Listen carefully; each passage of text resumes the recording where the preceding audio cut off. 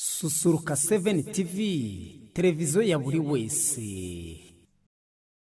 Turasuje mwese mukomeje kudukurikira kuri YouTube yacu yitwa Susuruka 7 TV, twizere ko meze neza cyane. Ho muri mudukurikiye uko mubizi rero tubagezaho ibiganiro bitandukanye, amakuru ya siporo, amakuru ya kiliziya n'andi menshi abatandukanye. Noneho kuri uyu munsi rero umva twabazaniye noneho iki kiganiro rwose tugiye kuza tubagezaho kenshi gashoboka, by'umwihariko ikiganiro cyitwa kwita ku isuku. Tugomba kwita ku isuku aho turi hose kuko isuku ni isoko y'ubuzima. Kugira ngo niba ushaka kubaho neza wowe gira isuku. By'umwihariko rero turaza kwibanda ku isuku bijyanye n'ibiribwa, aho bitegurirwa n'ibindi byinshi bitandukanye. Nitwe Stasha Musabyimana rero ngiye muri mumaze iminsi mwumva buri kanya kenshi, ariko noneho umva ibintu byahindutse, ntago hakiri njyewe gusa. Ahangaha rwose nk'uko mubibona iburyo bwanjye hari umukobwa mwiza cyane rwose wambaye neza, umeze neza cyane, muri kumubona ameze neza di. Umva reka ndeke kwizinga amagambo mubanze mwumve n'ijwi rye. Uraho neza? Amahoro amahoro. Amahoro. Umeze neza? Yego. Eh, Amazina yanjye nitwa Ishimwe Karine. Ishimwe Karine. Yego. Ishimwe Karine, mwumvise ariko njye hari izina nkuziho, njye nkuzi izina bita Teta. Teta cyane ntabwo ari iryawe. Teta ni Irisirino, ariko amazina y'ababyeyi nitwa Ishimwe Karine. Ishimwe Karine. Yes. Okay, Ishimwe Karine, umukobwa mwiza cyane, umeze neza. Yego. N'abakunzi bacu twizera ko rwose mwamubonye Ishimwe Karine, ariko njyewe rwose nimwumva mvuze Teta mumenye ko n'uyu ni Teta aje kubatetesha, aje kubana nawe kugira ngo rwose mwebwe mumere neza cyane. Ibyo mutegura amafunguro agiye kujya dufasha, avuga ati iba ari ikirayi ntabwo ugomba kugiteka kitogeje, iba ari igitoki ibi ni kubera icyo ari bibi. Umva arahari kugira ngo rwose abidufashemo birusheho kugenda neza cyane, si byose? Ubwo rero tubahaye ikaze, ubwo mwese mukomeje kubana natwe. Ubwo utarakora subscribe uyikore kugira ngo ugire urushaho kubana natwe mu biganiro byinshi bitandukanye tugenda tugutegurira kugira ngo ibintu birusheho kugenda neza cyane. Ubwo rero Teta twabaye ikaze. Murakoze cyane. Yego. Ubwo rero noneho tudatinze, twebwe rwose ibyacu bigomba kwihuta cyane, bigomba kwihuta cyane.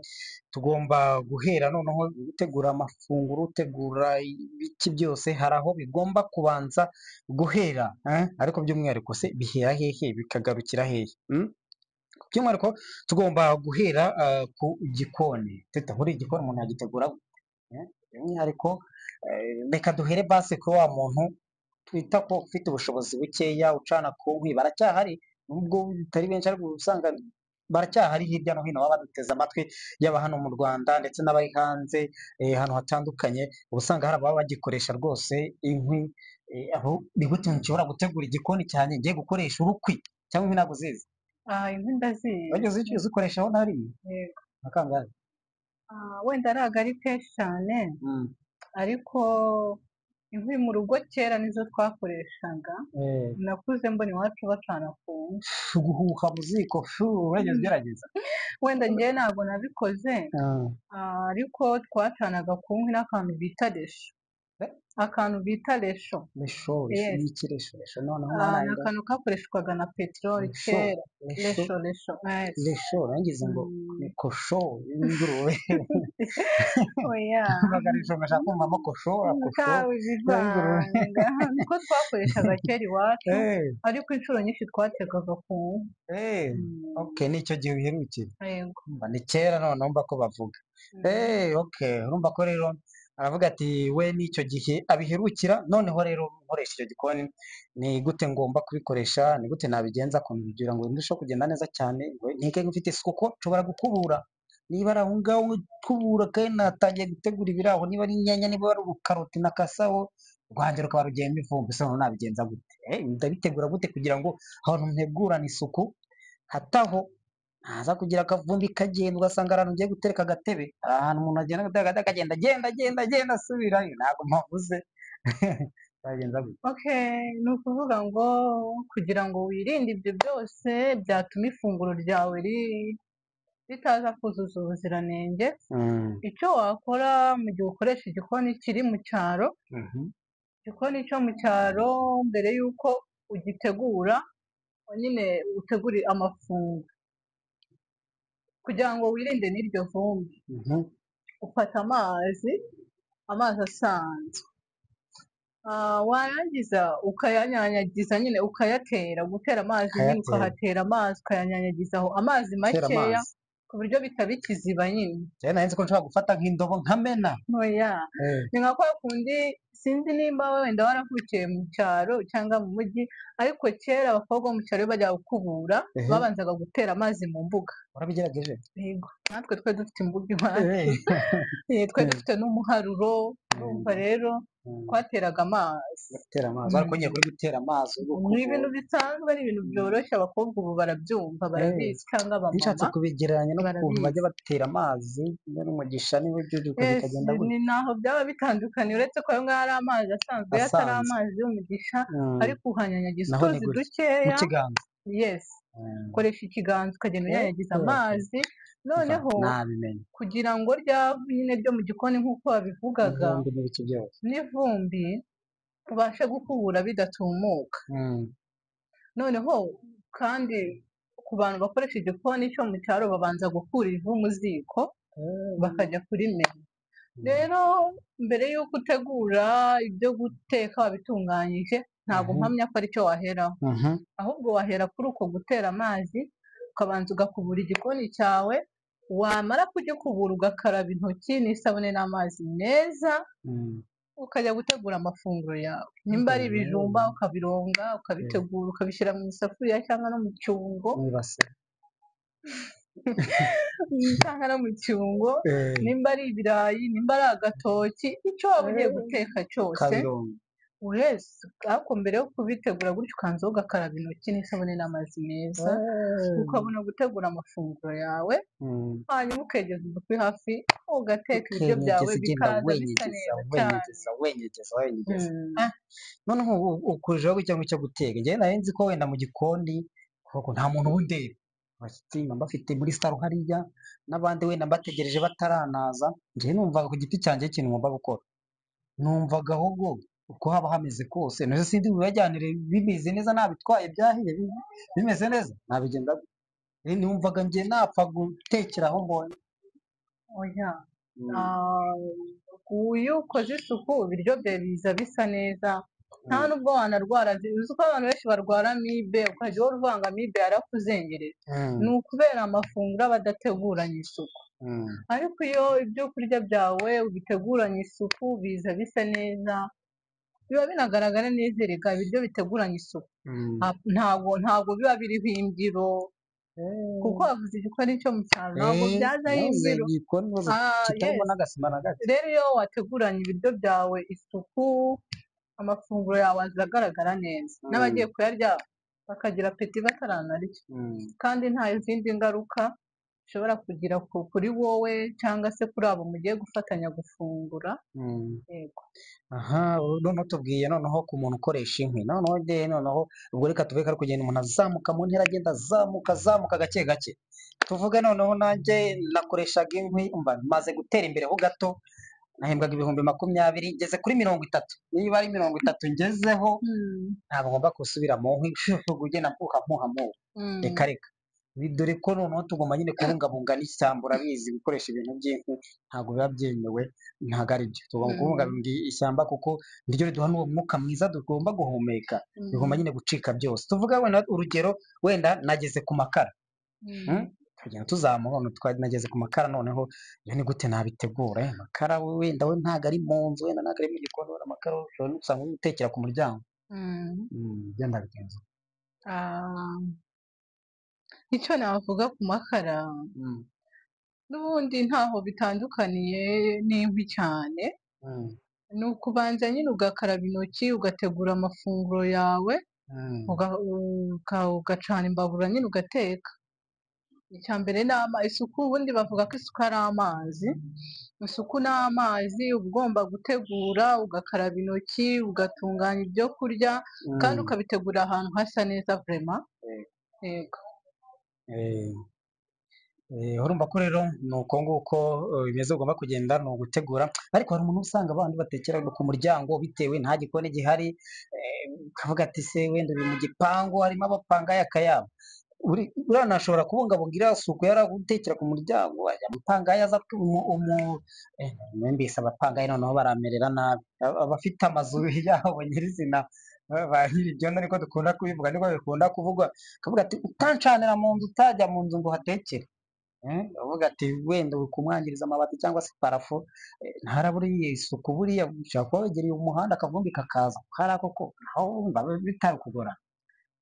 ntabwo twavuga ko ari ukugorana kuko urabona landirodi aba ari mu kuri ariko byose ni ubucucike. Urabona i Kigali ukuntu bubaka amazu ni uburyo bwa bizinesi, abandi buto kuyubaka ipfuye ni uburyo bwa bizinesi atari amazu agezweho. Yes, kuko urabona nese niba igipangu kirimo nk'abapangayi 20 noneho nta bw'inyagamburiro buhari kandi nawe nutekera mu nzu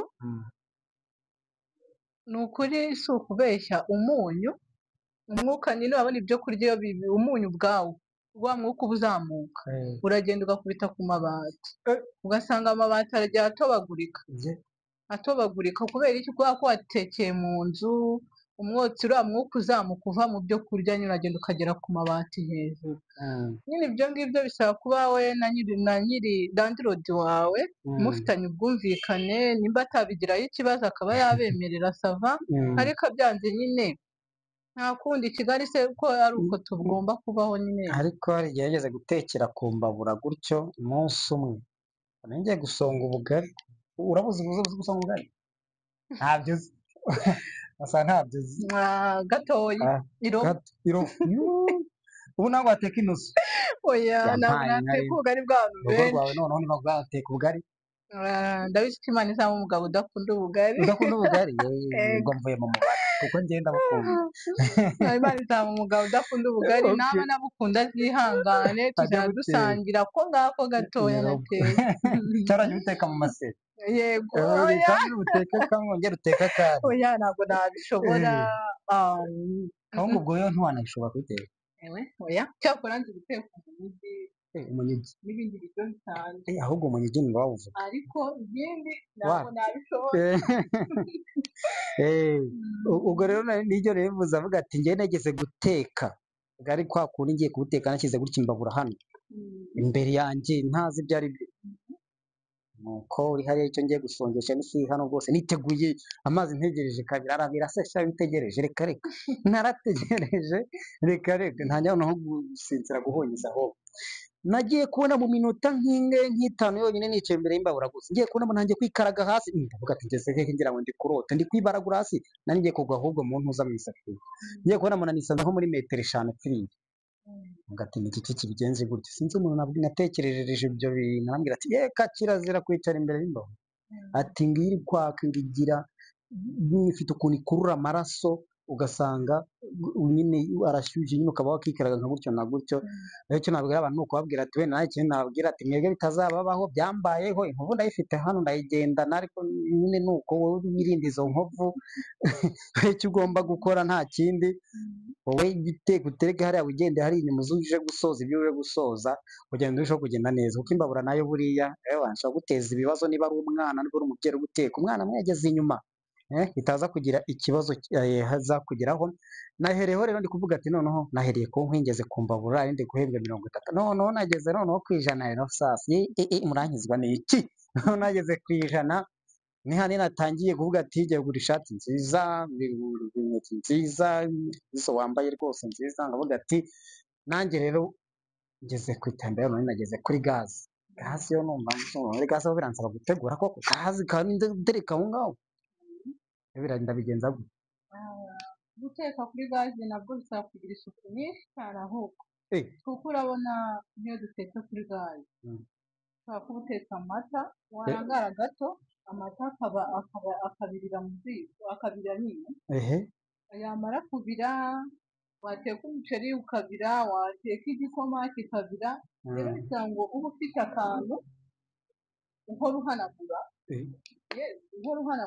kanumvaga ari ugushyiraho ngateka wahanagura kuko cyane cyane buri igikoni kitarimo isuku kigaragara nabi. Ese gaze hari ukuntu ibiryo bibira bikabiraho niba ari igikoma niba ari isosi bikajyaho ni ngombwa ngo mpanagure? Yes ugomba guhanagura kuko umwanya si ubwo wava ndetse urumva nimba habiriyeho igikoma hakabiriraho amata, umuceri, ubunyobwa, isosi, oh my god, bikabiriraho, ubwo urumva ibyo bintu byabyo gusa ubwo nkakiri waje kugusura cyangwa inshuti zawe zikaza kugusura ati mbese yagera mu gikoni none se nkawe si umusiribateri birashoboka ko wenda ahantu waba ukodesha batigeze bakwereka igikoni baje yawe wenda ukaba bamuzi ko barazura inzu ryamamare nayo Imana ishimwe ntabwo bizi ntabwo bizi ariko abenshi uko biba bimeze ubwo rero urumva bisanga uhorane akantu ko guhanagura buri uko bizi guhanagura none uhanagura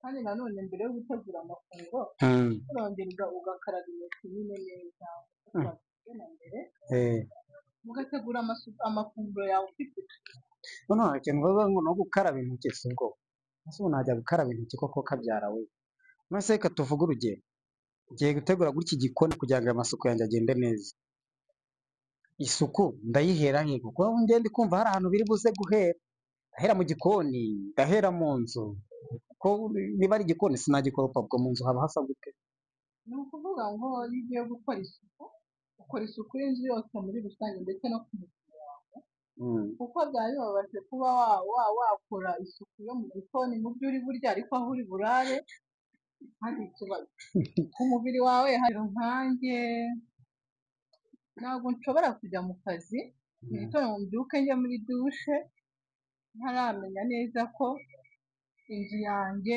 uburiri bwanjye igikoni cyanjye kimeze neza gifite isuku rero ni ukuvuga ngo iyo mbyutse ndaza nkiragiza Imana kuko urumva Imana niyo ya mbere muri byose dukora bwa buri munsi Uwiteka niwe wawe amena okay rero icyo navuga ni uko ngiye iyo mbyutse mu gitondo mbere yo kugira ibindi bintu byose nkora kuko urabona amasaha yo kujya mu kazi abantu benshi bakunda kujya mu kazi saa 2 za mu gitondo bakaba bageze mu kazi cyangwa se bagiye rero ngenda byuka nkabanza nkakoropa mu nzu bisanzwe nkategura mu gikoni cyanjye nkahakoropa gaze nkayihanagura ibintu byose ibyombo nkabipanga neza kuri gahunda narangiza nkajya muri dushe gukaraba nava gukaraba ngahita ntegura breakfast yawe nimba ari yes yanjye kuko nta yanjye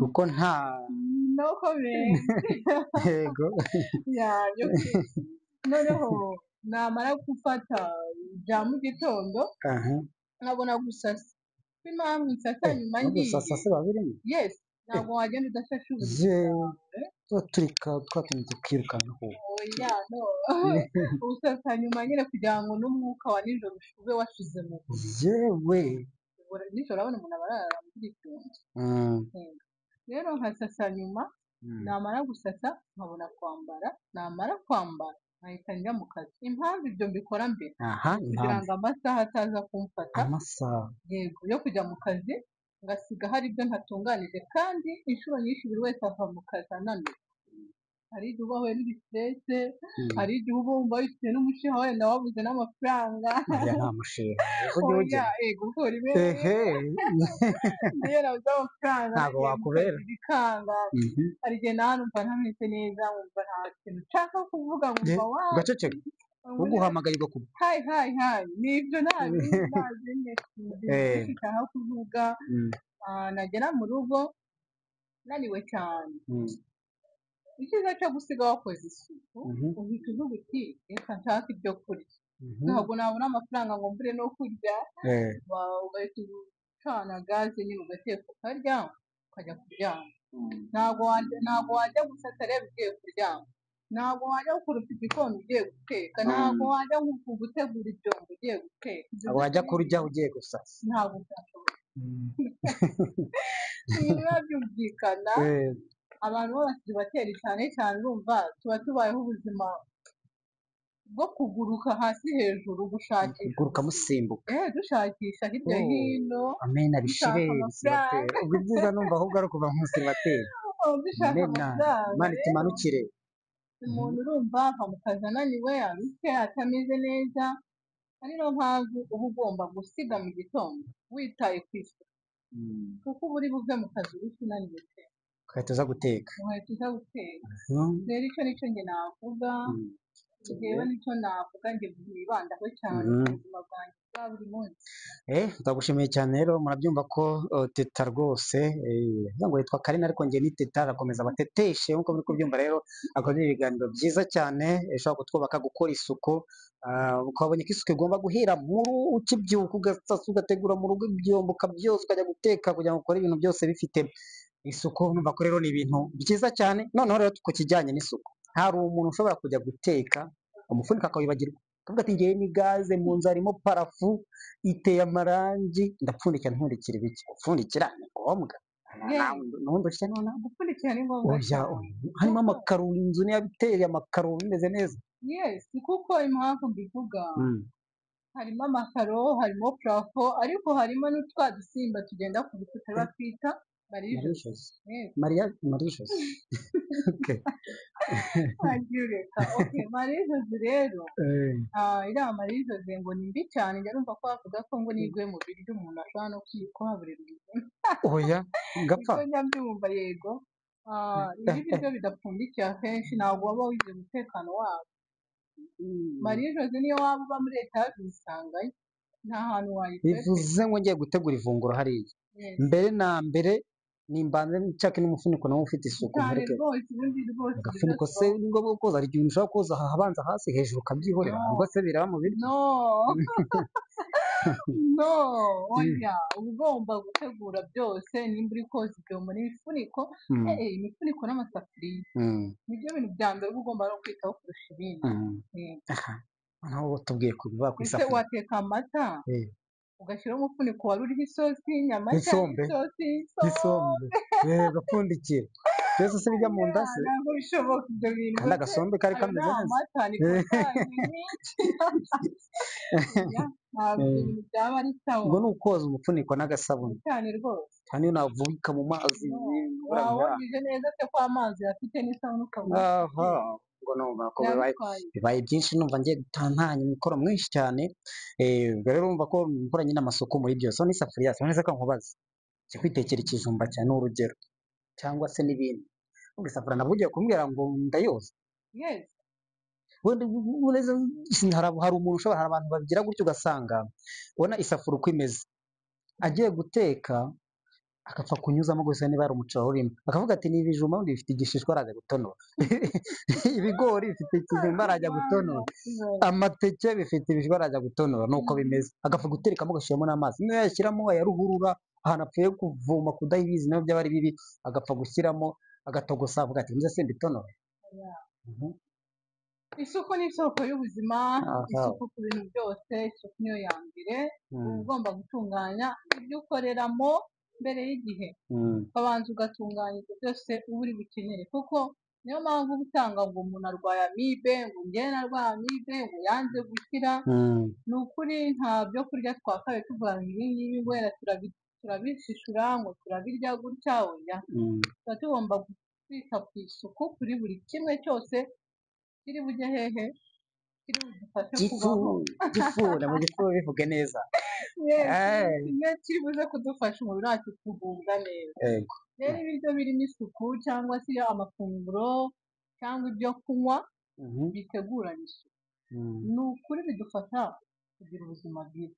kandi buriya dufite ubuzima bwiza, tubaho neza, utekereza neza, ukaryama neza, ukagubwa neza muri wowe. niyo mpamvu navuga ngo isuku ni isoko y'ubuzima. nacyo cyatuma rero ibijyanye n'isuku tubyitaho cyane.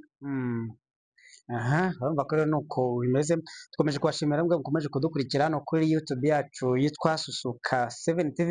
ibiganiro byacu birakomeje. mwumva ko rero twagarukaga ku bijyanye n'amasuku, gutegura ibyo utekeramo, aho utekera. ubwo rero noneho Carine, numva ko njye na Miss Teta, Teta numvisha iryo rwose ryeri nogeye ririmo bituma ndivuga neza cyane. ajya komeza babateteshe, nibyo byiza cyane. ubwo namwe dukomeje kubashimira, mukomeje kubana natwe hano kuri Susuruka 7 TV. uburyo mukomeje kubana natwe mu biganiro bitandukanye, mwabimwumvise yatugiriye inama by'umwihariko kugira isuku mitegurire y'ibyo tugiye kurya.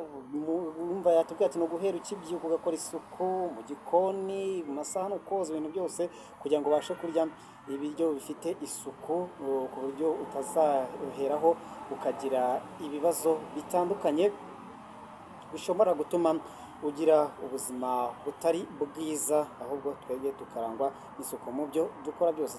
Twagushimiye cyane Teta. Murakoze cyane. Twagushimiye cyane rero. Ubwo rero njyewe na Restache Musabyimana, wowe icyo usabwa ni gukora subscribe niba utarayikora kuri YouTube yacu yitwa Susuruka 7 TV, kugira ngo ubutaha ikindi kiganiro kigiye kuza yewe ndakibakumbuje imbere iminsi mike kiraba kibagezeho rwose. Ahubwo mwebwe icyo musabwa kugira ngo mudacikwa n'ikintu na kimwe ni ugukora subscribe kugira ngo tujye tubana mu biganiro byacu byinshi bitandukanye, ugakora share, like, bwira n'inshuti zawe ukunda umuntu mwereke, muhereze, musharinga, avuga ati iga uko batekana isuku sibera uko bimeze. Rero rero nari Restache Musabyimana, ariko ntabwo ndi kuri njyenyine, ndi kumwe n'umukobwa mwiza rwose muri kubona aha ngaha, nako ntabwo mwivugira nawe nivugira. Njye mwabanye nawe muri iki kiganiro Nishimwe Carine, murakoze cyane. Nishimwe Carine, turagushimiye cyane, mugira amahoro. Susuruka 7 TV, televiziyo ya buri wese. Niba wifuza gukomeza kubana natwe mu biganiro bitandukanye n'amakuru meza tukugezaho, kora subscribe niba utarayikora, comment, like na share, maze ibintu byose birushaho kugenda neza, dukomeze dususurukane. Susuruka 7 TV.